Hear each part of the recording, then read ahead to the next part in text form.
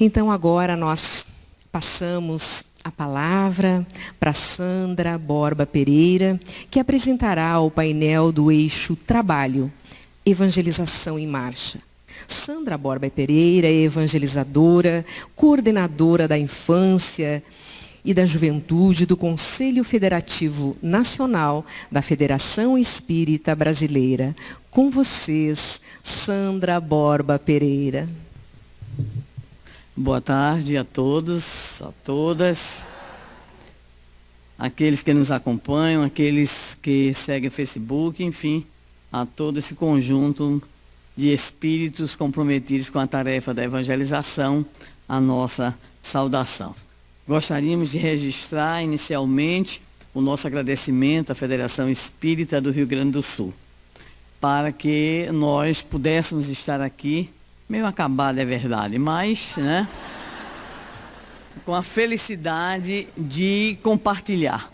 Eu sempre registro, quando eu viajo por aí, informações, trabalhos de formação de evangelizadores, que uma das maiores emoções que eu tive aqui foi quando aqui estive pela primeira vez com a nossa irmã Cecília Rocha, no encontro de evangelizadores. Aí no primeiro dia, assim, faziam no sábado e no domingo, era a mesma temática, mas se fazia 2 vezes.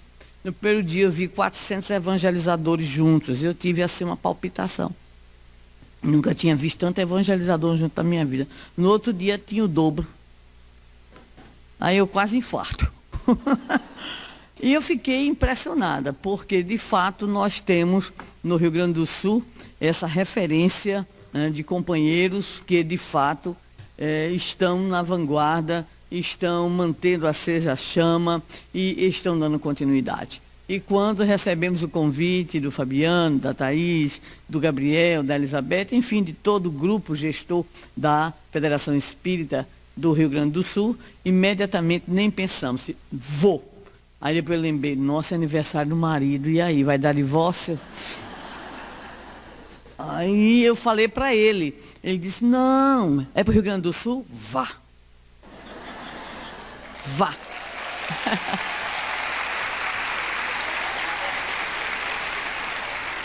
E ainda disse para mim assim, cumprimente Francisco Spinelli e Cecília Rocha. Eu ainda não tive a chance de cumprimentá-los. E ele disse mais, e agradeça, porque como ele está na militância da evangelização, há algumas décadas, 50 anos quase, né? Ele diz assim, recebi muitos materiais mimeografados da Federação Espírita do Rio Grande do Sul. Quem é novinho aqui nem sabe o que é isso. Os menos novos ou jovens há mais tempo conhecem o mimeógrafo elétrico, aquele que lambuzava tudo, era tudo melado de tinta. Mas o problema era fazer material de evangelização e mimeógrafo a álcool. A gente saía tão alegre. Então nós recebemos muitos materiais e eu estou aqui, que eu sou bem mandada. Eu sou uma mulher bem mandada. Ele disse, diga ao pessoal que nós aqui da Federação agradecemos sempre o envio, né, dos materiais com muito carinho, mimeografados a álcool, né? Tá bom, eu darei e vocês serão minhas testemunhas de que eu cumpri o que eu disse que ia fazer no atendimento ao que ele me solicitava. E como nós somos casados com comunhão de bens, filhos, livros, palestras, aulas, né? Também somos de compromissos espíritas. Eu estou aqui, ele foi para Paraíba também no desenvolvimento das tarefas. Então, a melhor forma de comemorar o aniversário, a serviço, né, da causa que abraçamos. Mas registramos sim, com toda alegria, a nossa satisfação em estar aqui. E é uma honra estar aqui, uma honra. Por que é uma honra? Porque nem sempre se comemora tanto tempo de tarefa ininterrupta e de qualidade. Então, isso para nós é motivo de muita satisfação, porque sempre acompanhamos ao longo já de 40 anos, né, essas atividades. Eu era criança, viu? Então, ao longo desses 40 anos, nós temos acompanhado de modo mais específico, temos tido contatos com companheiros daqui, com materiais produzidos aqui, então, de fato, é uma alegria muito grande. Mas nós gostaríamos de evocar desse momento uma das cenas mais bonitas. O nosso Gabriel já se referiu à obra Brasil, Coração do Mundo, Pátria do Evangelho, E é um momento em que Jesus define Ismael como aquele que deveria se responsabilizar pela tarefa de evangelização dos corações na terra do Cruzeiro. E em certo momento do diálogo, que é belíssimo, e que vão todos ler ou reler, ele então entrega uma bandeira nívea a Ismael, uma bandeira branca. E aí naquela hora Ismael recebe aquela sagrada missão e aí imprime pela sua vontade a famosa legenda que ali está: Deus, Cristo e caridade. É um momento singular dentro do livro, muito bonito, e como boa estudante que fui, lembro-me que nem todo mundo carregava bandeira, porque eu sou assim um pouco antiga, então eu sou da época dos desfiles escolares. Quem já fez desfile escolar aqui 7 de setembro? Vocês são veinhos também. Tudo bem, tudo bem. Miriam não levantou a mão, ela não é dessa geração. Cirne ficou de braço cruzado, também é bem novinho. Então, nós que assumimos, né, o fato de sermos mais jovens, porque nós somos jovens há mais tempo, né? Então, nós participamos dos chamados desfiles escolares. E eu carregava a bandeira de Olinda, eu estudava no Colégio Estadual de Olinda.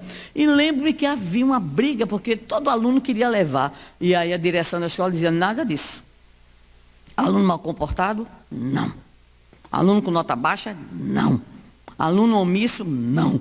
Então eles escolhiam os alunos pelas notas, né? Pelas participações em atividades, Daniele, pelas participações, pelo bom comportamento. E eu fazia parte desse grupo. Chiquérrimo, né? E aí, então, lá ia eu, carregando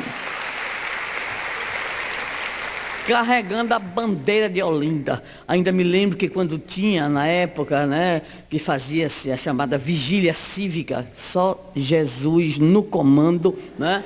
Lá ficávamos nós a madrugada inteira. Para quê? Eu não sei, mas vigiando a bandeira, que ninguém ia roubar. Mas se vigiava a bandeira. Eu lembro-me que eu era presidente do centro cívico. A gente comete pecado. Perdoai-me, Senhor. Então, a gente era presidente do centro cívico, e aí vamos para tal vigília, a bandeira que ninguém ia roubar, né? E aí, então, lá em Olinda, imagina, no alto, frio, pior do que Gramado no Congresso. Ainda me lembro, não ria não, vocês são culpados pela minha experiência friorenta, terrível em Gramado. Mas vamos lá. E aí então, uma bela oportunidade lá, choveu. Aí a bandeira molhada. Gente, eu levei tanta bandeirada na cara, porque ninguém podia se mover. Além disso, tinha que ficar estatalado. E durante muitos anos da minha experiência com bandeira, eu tive também experiências curiosíssimas. Por exemplo, eu tinha que levar os alunos, eu era presidente do centro cívico, tinha que levar os alunos para todo dia hastear a bandeira nacional. Todo dia. Então chegou uma época que os alunos não queriam nada com a bandeira. E eu dizia assim para eles: vai ter novidade. A novidade era hastear a bandeira, por exemplo, de cabeça para baixo, né? Eu fiz isso algumas vezes, né? Mas tudo bem. Agora, o pior foi no dia que a bandeira já estava toda esfarrapada. Eu disse: vamos tocar fogo na bandeira. E disseram: não pode. E eu tive uma experiência ímpar com bandeira. Fui incinerar a bandeira. Eu e mais 2 almas sofredoras, né? Lá fomos nós para o quartel da cidade, cantar o hino nacional, marchar com os soldados do exército e colocar a bandeira para tocar fogo, né? Porque só numa solenidade. Então, eu gosto de bandeira, mas eu também sou traumatizado um pouquinho com bandeira. Mas tirei meu trauma com a bandeira de Ismael. Deus, Cristo e caridade. E fiquei pensando, e nós na evangelização, será que nós temos bandeira? O que é que vocês acham? Tem ou não tem? No fim eu respondo. Mas vamos lá. Tem sim, e eu vou dizer qual é, tá?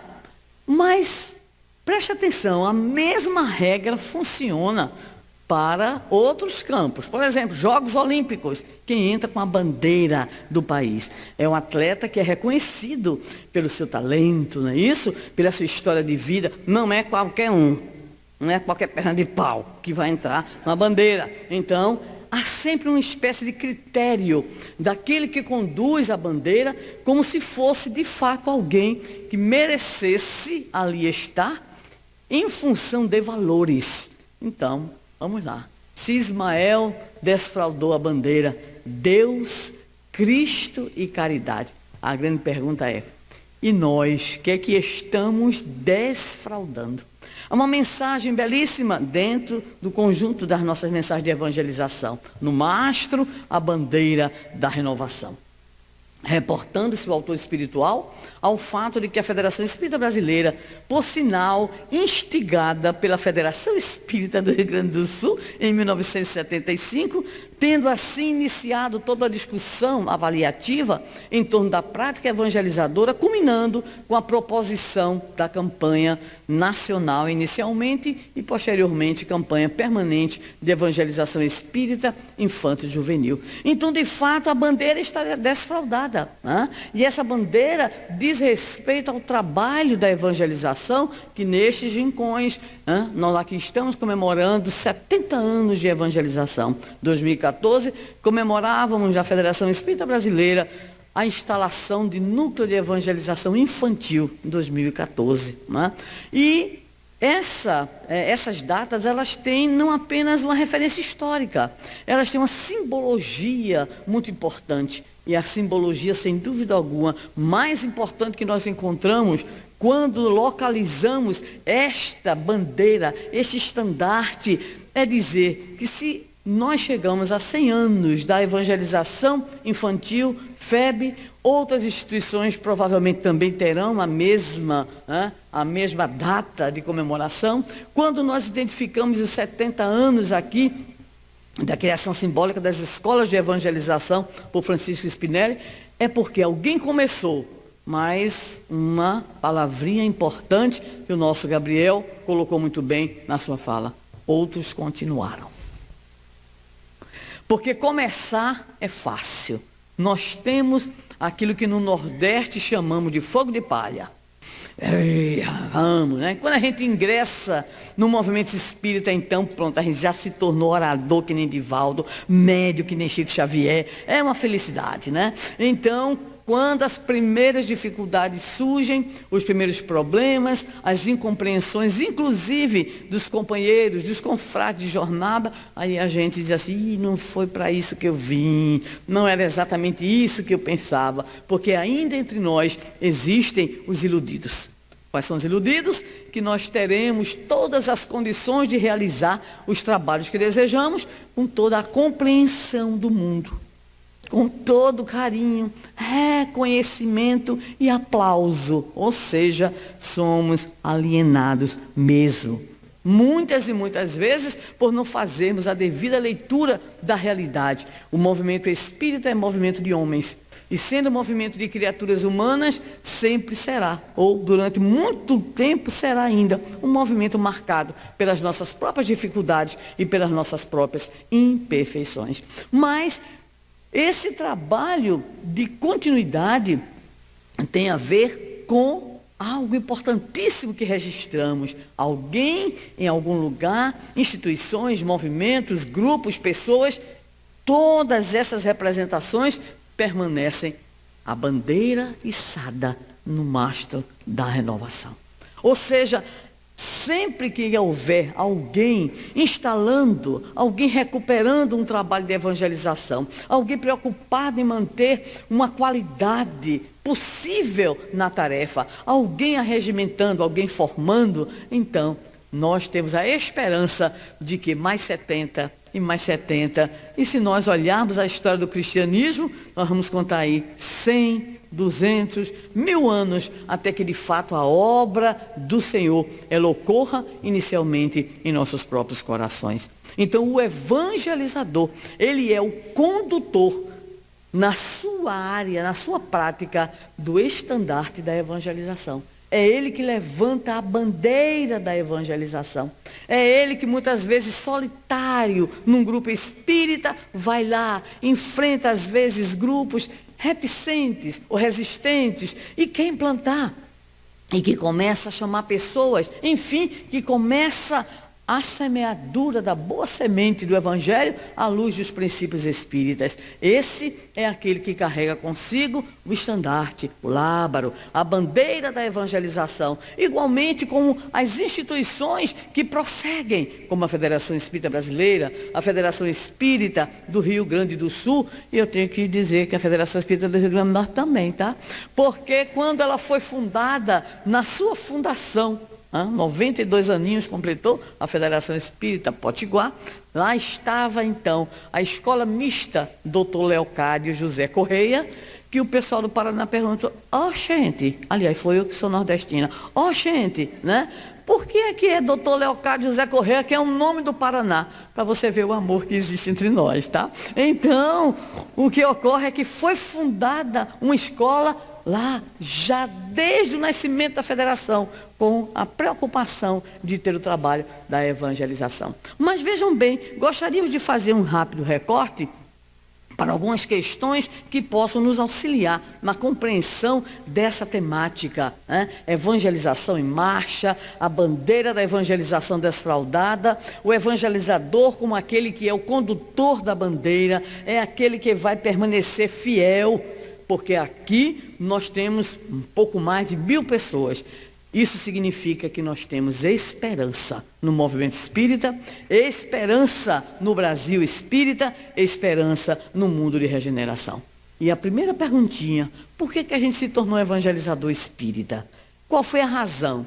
É certo que uns vão dizer: eu estava meio desempregado no movimento e aí me chamaram, né? Eu soube um dia desse lá no Piauí, eu falando, toda entusiasmada, né? Por que é que nos tornamos evangelizadores? Há uma alma iluminada levantou a mão e disse: eu fui por engano. Eu digo: me chamaram assim, vem ajudar aqui no lanche das crianças. E nessa história do lanche das crianças, a criatura já era evangelizadora há mais de 10 anos. Eu disse: isso é o que nós chamamos sublime engano, né? Que coisa boa. Tem gente que diz assim: pois eu fui, somente porque me chamaram para ver, eu fui ver, achei interessante. O outro diz assim: eu fui porque disseram assim: olha, tem uns meninos muito danados, fique lá olhando os meninos danados. No final das contas terminou ficando para evangelizar os meninos danados, né? E aí cada um que diz: pois é, eu caí. Eu acho tão interessante, porque eu entendo que o trabalho da evangelização é um trabalho de levantar, mas a pessoa diz que caiu. Eu digo: menino, caiu não, escorregou e foi para o lugar certo. E tem uns interessantes também, tem uns que vêm como porta de entrada de atividade na casa espírita, mas não tem interesse. Então, vamos começar a delinear, né? Por que nos tornamos, então, evangelizadores? De fato, não de passagem. Porque tem os de passagem, tem os transitórios, né? Tem os que fazem estágio probatório, não são aprovados e tchau e bênção, vai para outro canto, né? E tem os que, na verdade, usam muitas vezes o trabalho da evangelização para assumir outra função. Eu lembro que quando assumi a presidência da Federação Espírita do Rio Grande do Norte, um amigo meu de outro estado, né, disse assim: agora você vai ficar séria.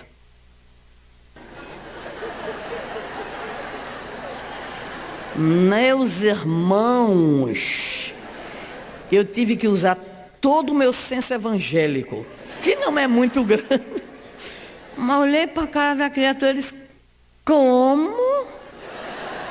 Não, porque agora você é presidente do Centro Espírita e aquele auê do Departamento de Infância e Juventude vai ficar para trás. Vocês imaginam a resposta mal criada que eu dei, que eu não vou repetir, porque diz que o mal não se propaga, né? Mas a minha alegria é que depois dele, quem se tornou presidente da federativa foi um jovem oriundo da juventude espírita, evangelizador e ainda é tocador de violão. Melhor ainda. Olha que visão estranha. Então ainda temos que lidar com as visões complicadas, né, de alguns dos nossos pares. Então nós nos tornamos evangelizadores de verdade, de vero, ok? Com carteirinha assinada. Quem tem carteira assinada aqui de evangelizador? Que desgraça. Pouca gente levantou a mão. Eu entendo que estão no processo estranho pós-almoço. Vou repetir. Isquemia estomacal. Vou repetir a pergunta. Quem tem carteira assinada aqui de evangelizador? Ainda bem. Cadê os de lá de cima? Sim, valeu. Então, nós estamos na listagem daqueles que queremos ser evangelizadores de verdade, de fato. Então, por que nós nos tornamos evangelizadores? Quem vai dar a resposta? Jesus. Porque aqui todos os argumentos a gente vai buscar Jesus, que é o nosso escudo. Nosso caminho, nossa verdade, nossa vida, mas é nosso escudo. Jesus disse, está lá no Evangelho escrito, não se põe a candeia debaixo, não se esconde a cidade edificada sobre o monte. Não se esconde a cidade edificada. Muito bem. E ainda disse, brilhe a vossa luz diante dos homens. Brilhe a vossa luz. Oh, raça boa. Muito bem. Então, o que é que Jesus disse para nós? Você já tem alguma luzinha? Não é um holofote, mas é uma luzinha. Então, brilhe, meu filho. Eu sei que Jesus era bondoso demais, sem conta. Ele olhou aquela raça ruim, aquele povo ali, e elogiou. Vós sois o sal da terra. Era uma homenagem lá a Mossoró, a minha terra lá, né? Vós sois a luz do mundo. Imagine, né? Vós sois deuses, recordando o salmista. Tudo assim, né? Porque o líder, não é isso, Gabriel e Elizabeth? O líder tem que inflar um pouco, né? Os liderados, né? Bastante, né? Então, brilhe a vossa luz diante dos homens. Vós fareis tudo aquilo que eu faço e muito mais. Menino, Jesus encheu a bola da gente. Muito bem. Então, não se põe a candeia debaixo do alqueire. Se nós já temos o conhecimento, a gente vai fazer o que com ele? Guardar. É meu. É isso? Não. Então nós temos que propagar. Nós temos que propagar. Nós somos seres sociais. Nós somos seres de relações. Nós desejamos, quando nessas relações temos o sentimento de amorosidade pelo outro, de cuidado pelo outro, nós queremos que o outro seja o quê? Feliz. Por isso, quando os filhos da gente olham para a cara da gente, dizem assim, eu tenho que ir para a evangelização, por quê? A resposta é, porque é o melhor que eu tenho para lhe oferecer.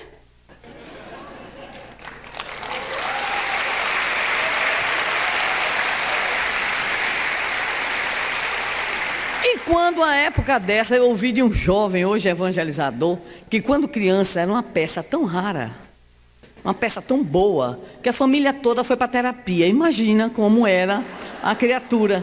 E no encontro que foi feito de jovens, ele disse assim, eu quero de público agradecer a meu pai e a minha mãe, porque me obrigaram a ir para a evangelização. Eu não sei onde eu estaria.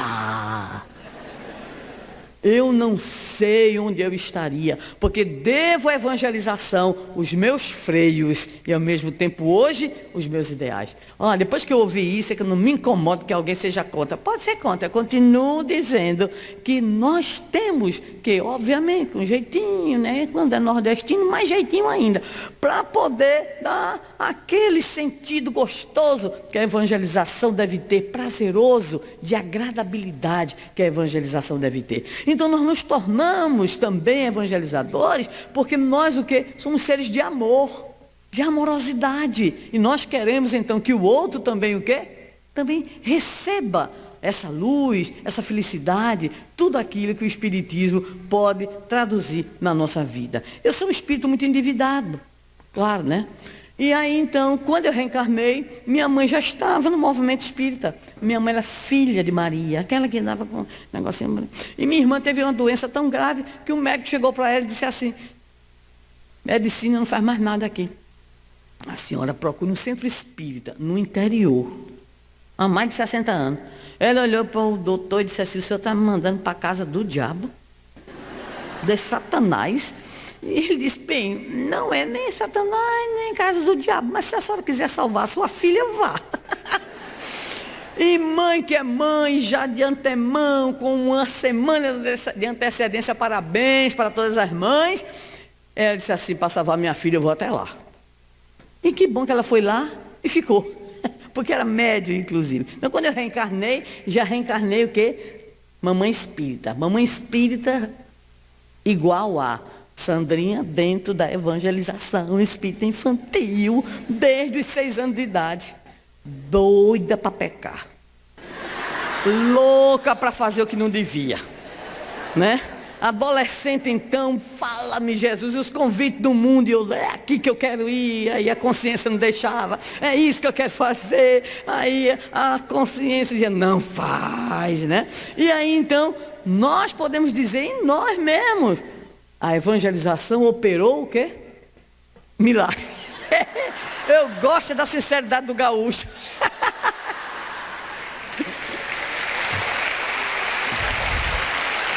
Então, meus queridos, né? Para que nós nos tornamos evangelizadores espíritas? Para proporcionar exatamente a oportunidade de criaturas, desde cedo, receberem o quê? A seiva, receberem a boa semente, receberem as orientações que auxiliarão a construção de um sentido de vida. Porque a doutrina espírita, o evangelho, à luz da doutrina espírita, constrói em nós sentidos de vida, que são os antídotos em relação à loucura, em relação ao suicídio, em relação aos desvios comportamentais. Então, quando nós nos tornamos verdadeiramente evangelizadores, nós estamos enfileirados numa grande tarefa. E segundo o Bezerra de Menezes, no plano espiritual, nós ficamos pedindo esse emprego. Ele não diz isso não, né? Diz assim, pedias um plano espiritual, né? Imploráveis um plano espiritual, a oportunidade de servir a Jesus na condição de evangelizadores. É vocês que disseram. Então, nós pedimos, Senhor, tem uma vaguinha lá no Centro Espírita Bezerra de Menezes. Tem algum irmão Germano, que eu não me lembrei agora, né? Tem. Então a gente morreu de pedir ao Senhor. Eu disse, vai minha filha, vai Sandra, vai Elizabeth, vai Elise, vai evangelizar. Agora, só pode fazer isso depois de um certo processo. Porque todo emprego tem entrevista. Meu Deus, né? Você tem que ter preparo, né? Eu vou servir cafezinho, certo? Tem que fazer treinamento para servir cafezinho, não é verdade? Qualquer coisa, hoje você tem que ser preparado para aquilo. Então a gente pediu, Senhor, deixa. E o Senhor disse, deixo sim. Agora, te prepara. Te prepara. Então nós nos tornamos evangelizadores para colaborar com Ele. E eu pergunto, Jesus fez ou não fez treinamento daqueles que trabalharam com ele? Fez ou não fez? Vai lá, Mateus 10. Quem tem dúvida, está lá. Ele diz tudinho. Está aqui, faça isso, está aqui, faça aquilo. Então vem todo um conjunto, né, de recomendações. E fez treinamento em serviço. Não foi? Pegou a turminha, tome aí 3 anos e meio, para uns 4 anos, para outros 3 anos. 3 anos e meio, vamos dar a média. Treinamento em serviço. Pegou a tropa e ainda fez estágio, está lá em Mateus 10, vem, vou mandar vocês 2 a 2, vão ali, vão lá, vão. E aí ele colocou os discípulos para o quê? Desenvolverem a tarefa, que era no caso a tarefa evangelizadora, que envolvia alguns elementos, porque o termo evangelizar, ou ação de evangelizar, envolve por aquilo que Jesus significa para nós, 3 coisas muito importantes. A primeira é o ensino, né? Jesus ensina a um grupo pequeno, Jesus chama, faz a formação, isso implica no estudo, no conhecimento, que é um dos eixos estruturantes da tarefa da evangelização. Mas Jesus fez também a divulgação, ou seja, sai, vão pregar aqui e acolá, mais além, que é exatamente o outro eixo, que é o eixo do trabalho que a gente tem que desenvolver. Mas tudo isso alicerçado na amorosidade e na exemplificação. Evangelizar é exemplificar. Então nós nos tornamos evangelizadores para fazermos parte desse grupo, para estarmos presentes com Jesus nessa tarefa de levar o seu evangelho, ensinando, divulgando, praticando. Porque se não for assim, não tem como se desenvolver de fato a tarefa da evangelização. E quando é que a gente se torna de fato um evangelizador espírita? Emmanuel nos diz que quando Jesus toca o coração de um homem, manda-o a evangelizar os seus irmãos com a própria vida. Então, na verdade, nós nos tornamos evangelizadores quando de alguma maneira fomos tocados pela mensagem do Senhor. Porque senão a gente estava no meio do mundo. A gente estava fazendo outras coisas. Mas na hora em que a gente se sente tocado, aí alguém diz assim, mas o meu toque é tão leve, é tão pequeno, eu quase nem sinto, tá? Mas o Senhor sente. E eu vou dizer para vocês, vou dar para vocês, com todo carinho, 2 exemplos interessantes. O primeiro exemplo, a mulher hemorroíça. Né? No meio da multidão, aquela confusão toda, imagina, empurra para lá, empurra para cá, né? E a mulher toca nas vestes de Jesus. Ele diz, opa, alguém me tocou, saiu de mim uma virtude, e a mulher se apresenta. Então nós temos também a oportunidade de, nessa agitação que vivenciamos a nossa atual experiência corpórea, nesta sociedade líquida de tempo fast, que a gente não tem tempo para nada, a gente tem que parar e buscar o Senhor para que Ele estanque a hemorragia em nós das nossas ilusões, dos nossos desvarios. Então é preciso que tenhamos o exemplo da mulher hemorroíça, que não ficou esperando, ela foi, e claro que ela teve a intuição de que se ela tocasse as vestes do Senhor, algo aconteceria, como de fato algo aconteceu. Então que nesses momentos em especial, na nossa vida agitada dos dias de hoje, possamos buscá-lo e tocá-lo, e Ele nos proporcionará a virtude do apoio, da proteção, do amparo e do estímulo. Mas eu disse 2 exemplos. O outro exemplo é quase desconhecido e está, de modo específico, na obra Ressurreição e Vida, da autoria espiritual de Leon Tolstói, pela mediunidade da nossa querida Ivone do Amaral Pereira. Chama-se o capítulo Discípulo Anônimo e se refere, preste atenção, a um evangelizador absolutamente anônimo. Ninguém sabe o nome dele, procedência, nada. E como é que a gente sabe que é um evangelizador anônimo? É porque vocês sabem que os espíritos não são curiosos, são? Os espíritos são socializadores de informações? Porque eu não vou chamá-los de fofoqueiros, pelo amor de Deus, né? Eu captei, alguém pensou nisso. Não, eles são socializadores de informações. Então, Leon Tolstói, né, nos conta a história do discípulo anônimo. Quem é ele? A gente só sabe quem é ele por uma passagem do Evangelho muito curiosa. Os discípulos de Jesus mais chegados foram até o mestre e disseram assim, tem um homem que pregava em teu nome, expulsava os demônios em teu nome, e nós o admoestamos porque ele não te segue. Devem ter dito isso com essa risa aqui pelos... Jesus olhou para ele e disse assim, pois fizeste muito mal. Tome. Ô, cascudo bom, né? Fizeste muito mal. Porque ninguém é capaz de operar isto tudo se não estiver comigo. E nos conta Leon Tolstói que Jesus mandou João e disse, voltarem lá. Isso não está no Evangelho. Mas mandou que eles voltassem lá e dissessem para ele, olha, eu confio, Jesus mandou dizer que confia no Senhor, pode prosseguir, porque bom mestre é assim, tá? Jesus, ele foi o bom mestre, vocês agiram errado, agora vão agir certo. Mas Leon Tolstói diz para nós quem é esse. Esse foi denominado o moço do manto marrom, que nós tivemos a oportunidade de homenageá-lo escrevendo um texto, né, do mesmo nome, e dedicamos aos evangelizadores anônimos. Aos evangelizadores anônimos.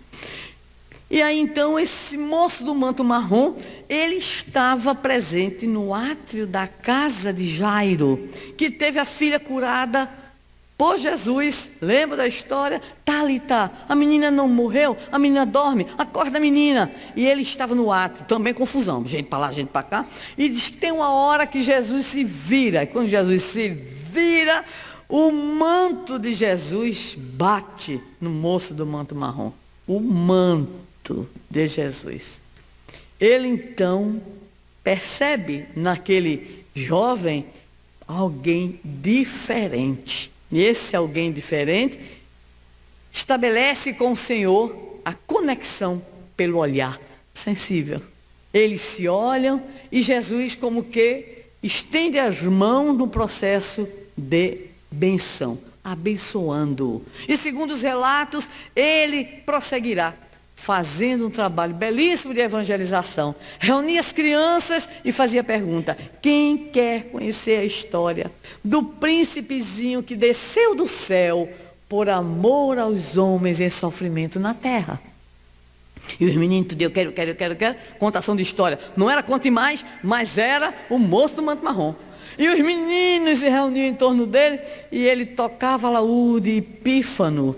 Mas ele fazia um serviço completo, porque ele fazia também isso com jovens e com adultos. E quando identificava no ouvinte o desejo maior, a sensibilidade maior de conhecer a Jesus, ele então, que fazia anotações, entregava papiros com ensinos de Jesus que ele copiava. Então este moço do manto marrom era também um médium extraordinário. Operava processos de libertação e cura de obsidiados. E um belo dia, Jesus aparece-lhe em sonho e diz para ele: não, agora você vai concentrar o seu trabalho na educação das almas. Ele abandona a área propriamente mediúnica, que ele era, imagine só, altamente solicitado, e realmente desenvolve durante décadas. Leon Tolstói disse que ele é um discípulo diferente, nunca aconteceu nada com ele, nunca apanhou, nunca foi preso, nunca foi açoitado, né? Porque esse é só o escolhido, que foi Paulo, tá? Então, ele não foi o escolhido, ele foi aquele que seguiu. E se fala dentro da história de que em Roma havia um velhinho chamado velhinho do manto roto, que prosseguia contando as histórias do príncipezinho que desceu do céu por amor aos homens em sofrimento na terra. Então, é quando Jesus toca o coração do homem, quando nós já nos fartamos das iniquidades, quando mesmo que palidamente nós temos ânsias de evolução, quando não mais sentimos prazeres naquilo que é passageiro, naquilo que é imediato, quando o mal já nos enfastiou, quando as opções equivocadas já não mais alegram e pacificam a nossa intimidade, aí Jesus está encontrando o caminho para chegar. Então é por isso que quando nós sentimos o desejo da luz, quando nós nos projetamos intimamente num movimento de crescimento e de melhoria, nós nos tornamos evangelizadores. Prestemos atenção, não somos perfeitos, nada disso. Somos profundamente imperfeitos, carregando conosco o peso das nossas dificuldades morais, o peso das nossas imperfeições, defecções, viciações, mas temos que seguir o que o Evangelho nos diz. Reconhece-se o verdadeiro espírita pela sua transformação moral. Quando a gente lê isso, chega a dar uma agonia, chega a dar: ai meu Deus, eu não consigo fazer essa transformação, essa reforma íntima. Às vezes eu faço só um reboco, às vezes eu faço só um reparo, mas essa transformação moral é difícil, como diz um amigo meu lá de Natal. Mas olha a continuidade.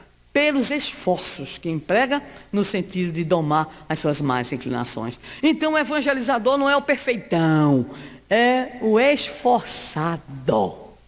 Nós estamos então no caminho do esforço, e aí nos tornamos evangelizadores. Muito bem, mas como é que eu vou me manter fiel ao compromisso da evangelização? Ou coisa difícil. Quem é que evangeliza aqui há mais de 20 anos? Levante a mão. Vixe. Mais de 20? Fala-me, Cristo Jesus. Tá pouco. Quem evangeliza há mais de 10? Quem não evangeliza? Tem alguém que não é... Tem gente desempregado. É só procurar. Vocês procurem os meninos ali, a menina ali, que eles estão doidos para se empregar, tá? Passa a carteira, viu, meus amores? Lindos. Olha bem para a cara deles, tá? Oferece emprego para eles, tá? Então, como manter a continuidade? Uma das coisas, pessoalmente, né, me marcaram no meu processo, na minha trajetória de evangelizadora e formadora de evangelizadores, foi encontrar o testemunho da longevidade. E nesse sentido, a grande campeã da longevidade, a nossa querida e amada Cecília Rocha. A longevidade. Então não teve cargo de vice-presidente, nada a afastou de quê? Do compromisso com o trabalho, com a ação evangelizadora. Então, ficamos hoje imensamente felizes quando nos encontramos com amigos que estão nessa rota há bastante tempo. Em razão do nosso próximo encontro nacional, em setembro, Guarapari, 14 a 16, inscrições pelo site da FEB, ok? Então, eu ligo, mando e-mail, WhatsApp para todas as minhas amigas que têm no mínimo 30 anos de evangelização. No mínimo, é a escolha dele. Fulano de tal. Ai, estou tão cansada. Mulher, o lugar é lindo. Vai lá respirar, nem que seja para tirar férias, né? E assim vai, a gente vai estimulando. Mas a alegria de ver o quê? Aquelas criaturas, aqueles companheiros, aquelas irmãs, aquela fotinha que a gente viu aqui, de 1975, tem gente que está atuando. Nós temos aqui no Rio Grande do Sul, quem participou na época, na Bahia, em janeiro de 78, do primeiro curso, vamos dizer assim, primeiro trabalho após o lançamento da campanha, junto aos dirigentes da evangelização no Brasil, a nossa querida e amada, por sinal está no formol de tão linda que ainda está, Heloína Lopes.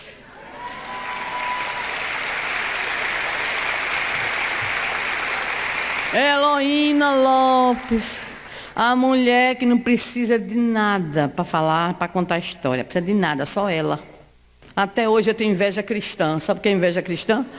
Tem essa, é aquela que a gente quer imitar, né? Então, é aquela inveja cristã. Heloína, ainda me lembro, em 1978, Heloína contando a história da pandorga de Sabu. E a gente não entendia nada, porque no Nordeste a gente não sabe o que é pandorga. E ela foi contando, e aí a turma começou a ficar meio inquieta, e ela dizia assim, a cafifa piorou. Aí é que a gente não sabia mesmo o que é que era. Porque a pandorga, porque a cafifa, e ela foi contando. E a gente emocionado, mas o que é? Né? Até que ela foi, e alguém disse assim para nós lá, em especial de Pernambuco, papagaio. Pandorga, cafifa, arraia, coruja, pipa e papagaio. Então, a nossa saudosa Heloína, porque faz tempo que eu não a vejo, estou com saudade dela, né? Mas aí estava. Então, essa longevidade pelo carinho, pelo trabalho da evangelização. Aí a perguntinha, como é que a gente se torna fiel? Aí tem uma série de coisas, né? Então, para a gente manter fidelidade, primeira coisa, tem que manter acesa a chama. Evangelizador, que é assim, vamos cantar. Jesus de Nazaré. Eu vou contar uma história. Quem quer ouvir? E os meninos, por piedade. Evangelizador que diz que já sabe tudo. Vou nada. Vou para o encontro lá em Porto Alegre. Vou nada. Sair da minha cidade. Vou o quê? Deixar minha tarefa. Não, meus meninos precisam de mim. Morre ali. Não está aqui em Porto Alegre, mas não fecha um dia para poder respirar essa coisa maravilhosa. Porque quem sair daqui tem pelo menos mais 50 anos de evangelização.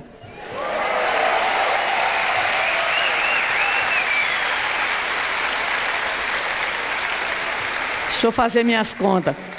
Não, eu prefiro ficar só com 30. Os 20 eu dou para vocês. Tá bom. Então, o que ocorre? Tem que manter acesa a chama. Aí, qual é o problema que muita gente não mantém acesa a chama? Diz assim, é muito difícil, esses meninos são uns cão. Esses jovens não querem nada. Não tem uns que já começam, né? Então, manter a chama, porque a semeadura é Nossa, mas a colheita não nos pertence, não nos pertence.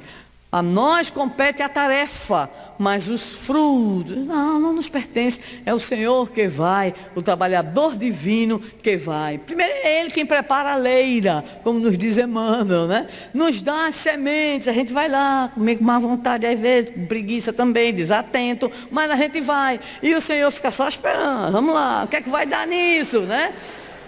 Porque o primeiro grande beneficiado do trabalho da evangelização é o... Ainda bem que não precisou de cola, ainda bem. É o evangelizador. Então nós nos tornamos fiéis se nós o quê? Mantemos acesa a chama, desfraldada a bandeira, senão a gente já está acabado. Muito bem. E aí a gente tem umas coisas importantes. Primeiro, o estudo permanente. Claro. Como é que a gente vai alimentar? Né? Continuando com as mesmas coisas. O aperfeiçoamento, a formação constante. O que nós traduzimos no documento norteador como a busca da qualidade. A qualidade doutrinária, a qualidade relacional, a qualidade pedagógica, a qualidade organizacional. Vamos então cada vez mais procurar melhorar o nosso trabalho, porque é uma honra e ao mesmo tempo é um dever para nós, como diria Paulo, fazer o trabalho de pregação do Evangelho, porque não é moleza não, somos nós que somos os mediadores da mensagem de Jesus, à luz da doutrina espírita, junto à criança e ao jovem. Quando a gente chegar do outro lado, o Senhor perguntará: que fizestes da semeadura que vos confiei? Senhor, olha, a terra estava tão ruim, era dura, a enxada era velha. Aí começa a reclamação, não é isso? Não é isso não. Então manter acesa a chama, o entusiasmo. A palavra entusiasmo não é agitação, não é essas coisas que muita gente pensa não. Entusiasmo significa ter o quê? Um Deus conosco.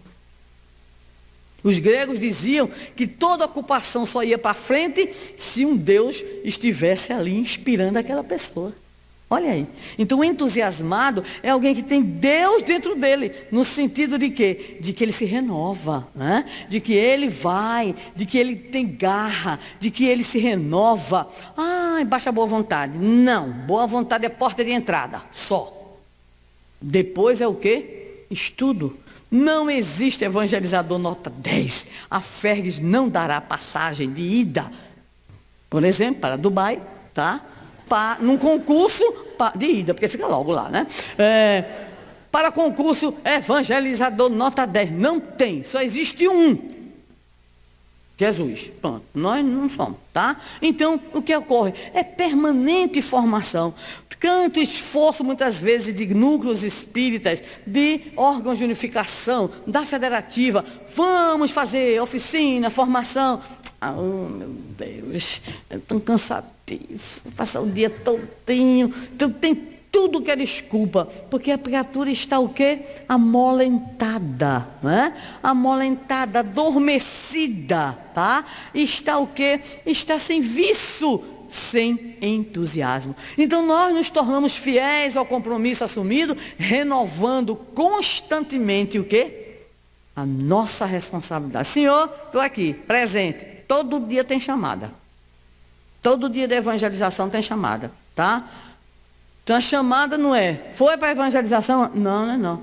A chamada é na segunda, terça, quarta, quinta, sexta, sábado, domingo. Porque na segunda você tem que estar se preparando, na terça, na quarta, na quinta. Você não é evangelizador de um dia, de um expediente, de uma hora. Já imaginou? Eu sou evangelizador. Gente, mas é muita responsabilidade. Estou doido para cair na gandaia. Estou louco. Não. Nós somos, quer queiramos, quer não, lideranças morais.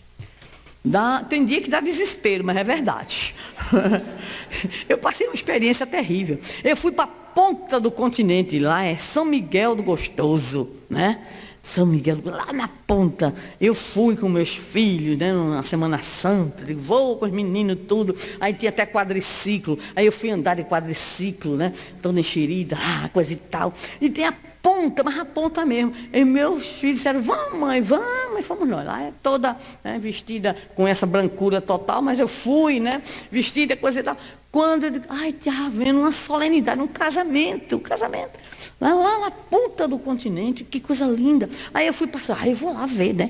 Você sabe que mulher não é curiosa, né? Desde Eva, a mulher não é curiosa. Então, quando eu passei assim, uma pessoa disse, é Sandra Borba.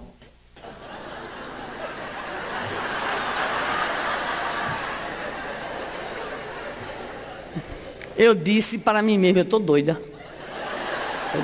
Ele não falou isso. Não, eu estou na ponta do continente. Não, isso não ocorre, não está ocorrendo.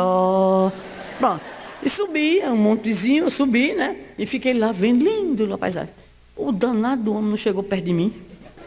Ele disse assim, dona Sandra Borba? Pois não, no céu.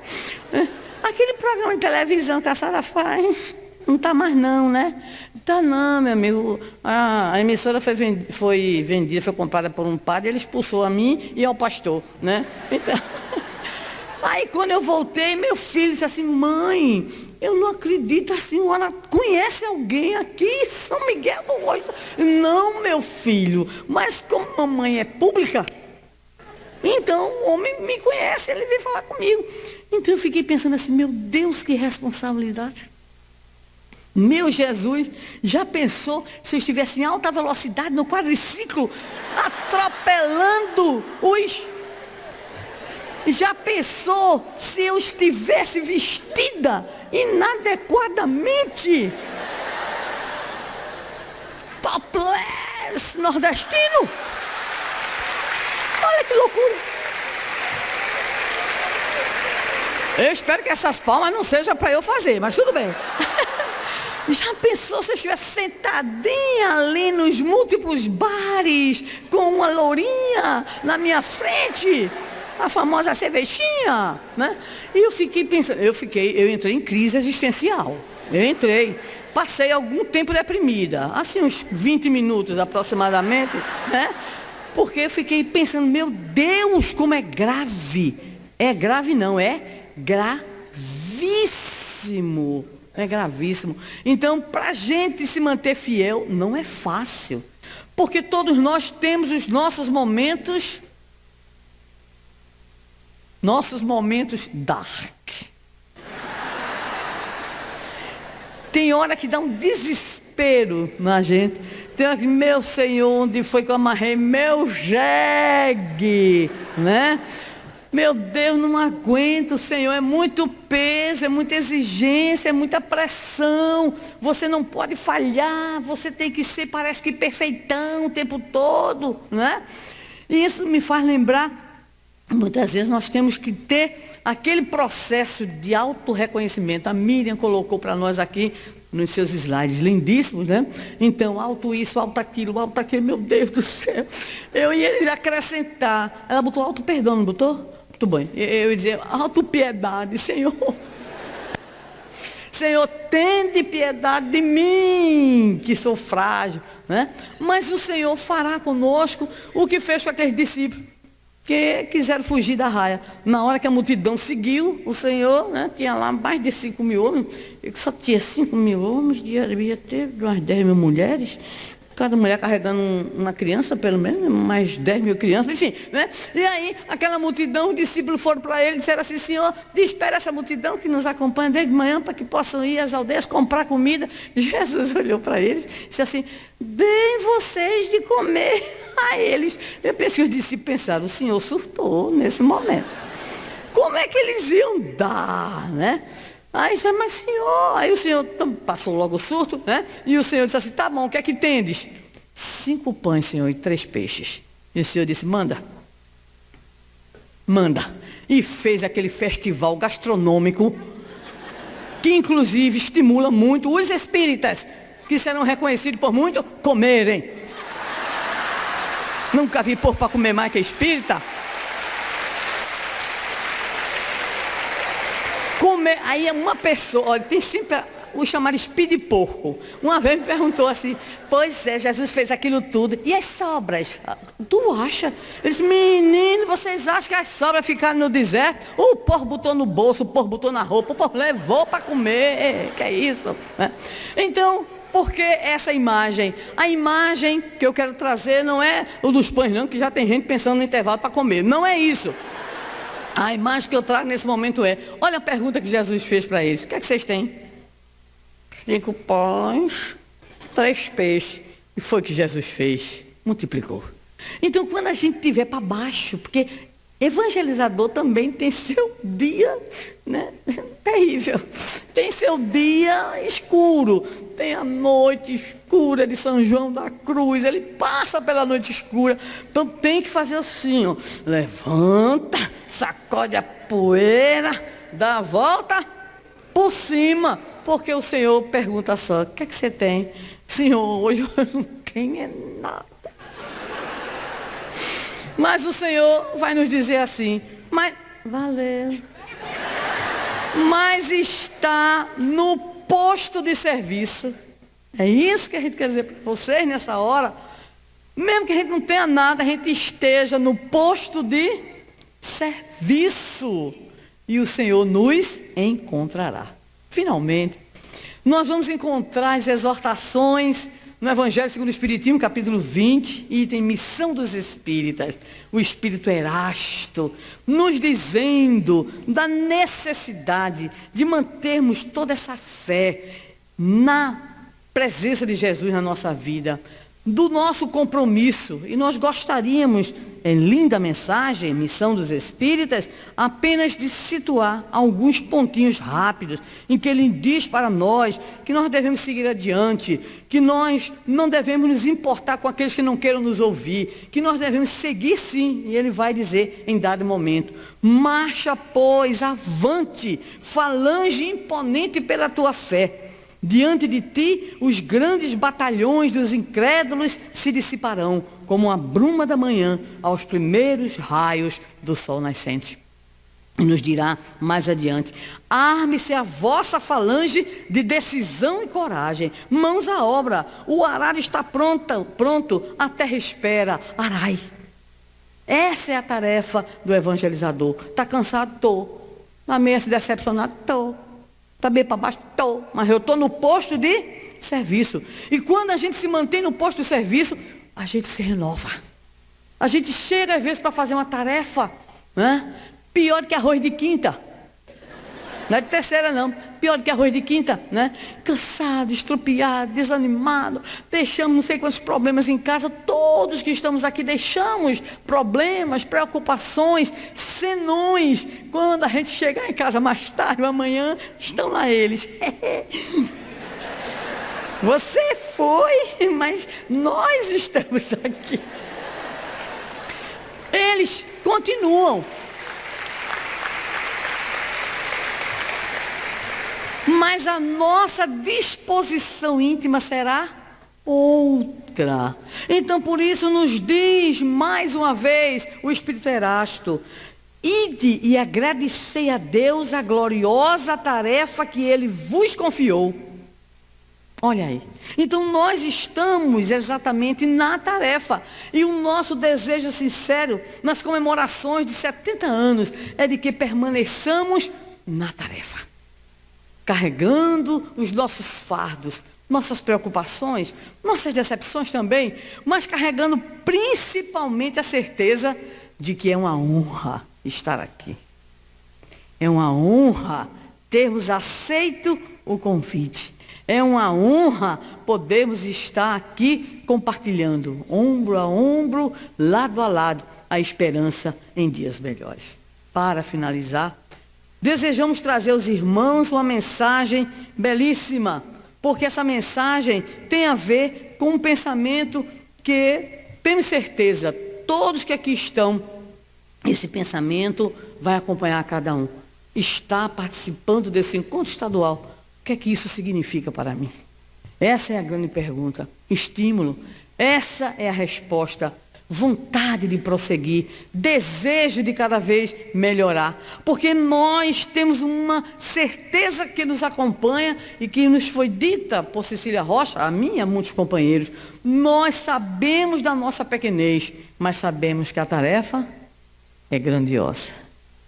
Nós somos pequenos, mas a tarefa é grande. Então, para que essa tarefa grande, de fato, ela possa corporificar-se, nós gostaríamos de dizer a vocês, lembrar, finalizando, a mensagem ditada pelo Espírito Bezerra de Menezes. O que é que tem a ver com o Rio Grande do Sul? Cecília Rocha viajava em 1979, julho ou junho, se não me engano, mas junho ou julho, para o Rio Grande do Norte, que ia sediar o primeiro encontro de diretores de DIGE da região.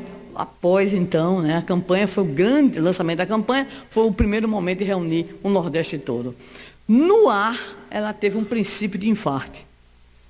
E aí, então, o avião desceu em Pernambuco, eu morava em Pernambuco à época, e ela manda me chamar, Manda me chamar, e eu fui visitá-la no hospital, na clínica, em Boa Viagem. Mas à noite, antes de visitá-la, eu fui à Federação Espírita Pernambucana. Sentadinha lá, linda também, estava outra Cecília Paiva, recebendo mediunicamente essa mensagem. Elas iam se dirigir para esse grande encontro lá no Rio Grande do Norte, como de fato ocorreu. E, pela mediunidade da Maria Cecília Paiva, nós temos a mensagem Evangelizar, com a qual encerramos, agradecendo a todos aqueles que aqui estão, os que acompanham pelo Facebook, a Federação Espírita do Rio Grande do Sul. Nos diz Bezerra, ao término do século XX, o século chamado das luzes, estamos convocando os obreiros de boa vontade para a tarefa divina de evangelizar. Evangelho é sol nas almas, é luz no caminho dos homens, é elo abençoado para a união perfeita.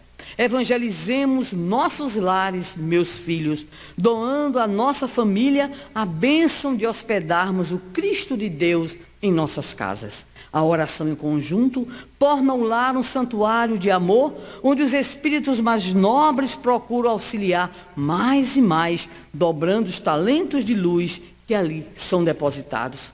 Evangelizemos nossas crianças, espíritos forasteiros do infinito, em busca de novas experiências e à procura da evolução espiritual. Sabemos que a Terra é um formoso educandário e o Mestre Divino de sua cátedra de amor exemplifica pela assistência constante o programa a ser tratado. Evangelizemos nossos companheiros de trabalho, pelo exemplo na conduta nobre e pelo perdão constante. Evangelizemo-nos, guardando nossas mentes e nossos corações na bênção dos ensinos sublimes. Preste atenção que vai aparecer uma bandeira. Estamos na terra, mas alistamos-nos nas fileiras do cristianismo para erguermos bem alto a bandeira de luz do Mestre Divino. Amai-vos uns aos outros como vos tenho amado.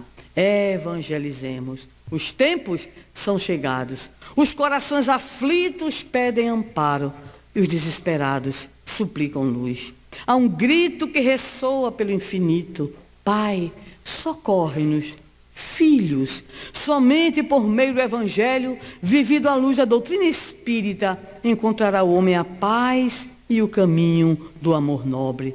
Conclamamos os corações de boa vontade. Evangelize, evangelizemos, acendamos a luz dos ensinos divinos para que a terra se torne um sol radioso no infinito, conduzindo a família humana integrada nos princípios da vida em hosanas ao seu Criador. Filhos, peçamos ao Pai inspiração e prossigamos para o alto, porquanto somente o Cristo, com o seu saber e o seu coração de luz, poderá iluminar os nossos caminhos. Portanto, a nossa palavra final é ide e evangelizai. Ide a todas as regiões do Rio Grande do Sul, ao Uruguai, ao Paraná, a Santa Catarina, a Brasília, ao Rio Grande do Norte. Ide, que possamos ir na certeza de que à frente o trabalhador estará preparando a eira divina para que nós possamos semear a boa semente. Que Ele nos abençoe. Grata por tudo.